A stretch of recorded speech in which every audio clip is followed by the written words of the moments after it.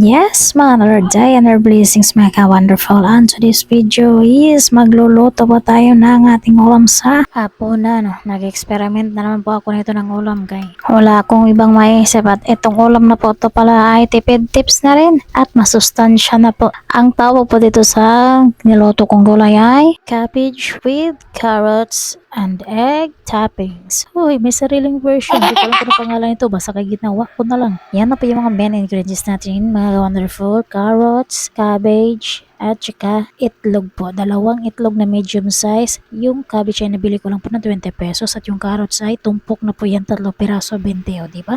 Nakatipid ka na. Solid pa yung ulam mo sa hapunan. And first thing first ay lulutuin na po natin ang ating itlog. Gibatil nga itlog. Sige, scramble lang na dyan. Hangtod mahay mong foamy na siya dyan. Kaya araw mo alsa. Mau na istorya sa nanay sa una. Charot, naka-adapt tayo po daw. Pag ganyan na yung itsura niya is foamy na siya ay aalsa na po yan pag niluto mo po yan. Ganito lang po yung paraan ng ating pagluto sa itlog. Hindi po natin yahin tulad sa scramble egg.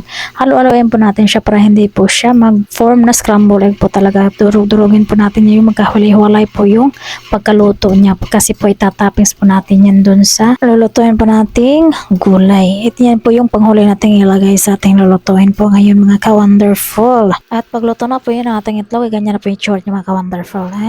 Second ay mag-isa na po tayo ng ating lamasa. Ito na natin ay ang sibuyas. Yung pinaglutuan po natin sa itlog ay dinagdagan lang po yan na natin ng mantika at dyan po natin igisa. Kasunod natin po natin lulutuin. Una ko pong ginisa ang sibuyas at pagluto na po natin sibuyas ay sunod na po natin ang bawang. Pagkatapos po niyan ay isunod na mo natin yung carrots. Ang carrots po ay hiniwak po siya ng pahaba yung parang pangpansit lang. Hindi po siya masyadong makapal at hindi rin siya masyadong manipis. Saktong-sakto lang po yung pagkahiwa niya para hindi po siya madaling maluto kasi may cabbage pa po tayo kay baka pag sobrang manipis lang maunang maluto yung carrots natin paghalo natin ay baka magdurog-durog na po yan. Isang carrots lang po pala yung hiniwa ko dyan sa 3 pirasong nabili ko. At isusunod na po natin dyan ang cabbage. Ang cabbage po ay repolyo sa Tagalog, repolyo din sa Bisaya. Hoy! Ang ginawa ko lang po sa cabbage mga ka-wonderful ay hiniwa ko po siya ng manipis, yung pampansit lang din at saka ko siya hinugasan. Pina-drain ko lang po yan siya ng kaunti bago ko siya sinunod sa carrots. Kasi po yung mga tubig-tubig niya na nakadikit pa sa repolyo, ayan lang po itong gagawin natin